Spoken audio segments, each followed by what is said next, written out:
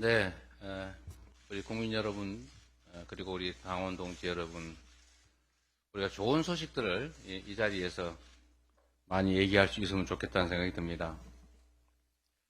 자꾸 뭔가 문제되는 걸 지적을 하려다 보니까 조금 부담되는 건 사실인데, 오늘도 중요한 지적을 하나 할까 합니다. 대한민국은 원래 민주주의가 발전 성숙한 나라로 여러 나라들의 모범이 되어 왔습니다. 그런데 안타깝게도 뉴욕타임즈가 11일자로 윤석열 대통령의 언론 장악에 대한 열의는 한국의 군사 독재 시절을 연상시킨다, 이런 보도를 했습니다. 검찰이 정권의 비판적인 언론을 겁박하고 수사 대상으로 삼자 이를 비판한 것입니다. 국회가 통과시킨 방송 3법 공포는 그야말로 국제적 망신거리가 된 윤석열 정권의 그릇된 언론관을 바로잡고 언론 자유를 회복할 마지막 기회라는 말씀을 드립니다. 국민의 매서운 심판 앞에서는 달라지겠다라고 해놓고는 뒤에서는 거부권을 행사하는 말 따로 행동 따로 이런 정치 이제 그만해야 합니다. 민심도 거부하고 국민도 거부하고 국회도 거부하고 그리고 거부권도 남발하고 청문 채택도 보고서 채택도 안 된 인사들을 마구 임명하고 이런 결국 이런 거부 정치, 이 거부 정치를 이제 그만해야 됩니다. 존재를 인정하고 협력하고 힘을 모아야 될 때라는 생각이 듭니다. 후보 시절에 언론 자유가 민주주의 사회의 기본이라고 말했던 대통령이 이제 와서 혹여라도 방송 3법 입법을 거부한다면 언론 자유의 신봉자라고 주장하면서 언론 통폐합과 언론인 숙청에 나섰던 과거의 독재 정부와 다를 게 없을 겁니다.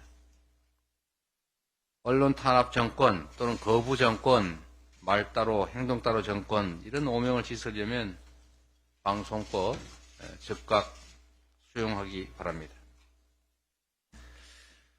윤석열 정부의 묻지마식 건전재정 고집 때문에 지방정부들의 재정이 파탄나게 생겼습니다. 중앙에서 기침만 해도 지방은 독감이 들 정도인데 사상 최대의 세수펑크 때문에 올해 정부가 지방정부들에게 지원해야 될 교부세, 교부금이 20조 원가량 줄어들 전망입니다. 전국의 243개 광역기초지방정부들의 재정 자립도가 50%인데 이 말은 결국 재정의 절반을 정부에 의존하고 있다는 뜻 아니겠습니까? 그런데도 윤석열 정부가 이 문제에 대해서 아무런 대책이 없습니다. 지방정부들은 살기 위해서 마른 수건 쥐어짜듯이 수단을 총동원하고 있습니다. 우리 국민 여러분께서 지금도 체감하고 계신 것처럼 각종 복지정책이나 모든 정책들의 실제 집행은 지방정부, 시도, 시군구에서 이루어집니다.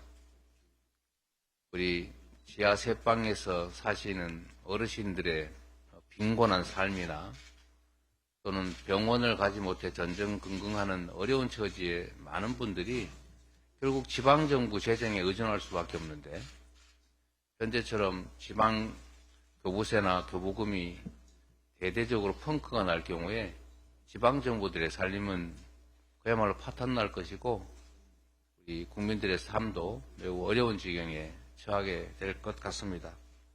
각별한 관심을 요청드립니다.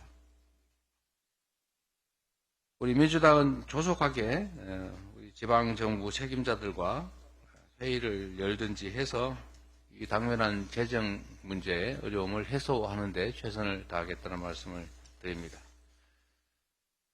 오늘은 공지 하나 하도록 하겠습니다. 민주당 인재위원회가 출범했습니다.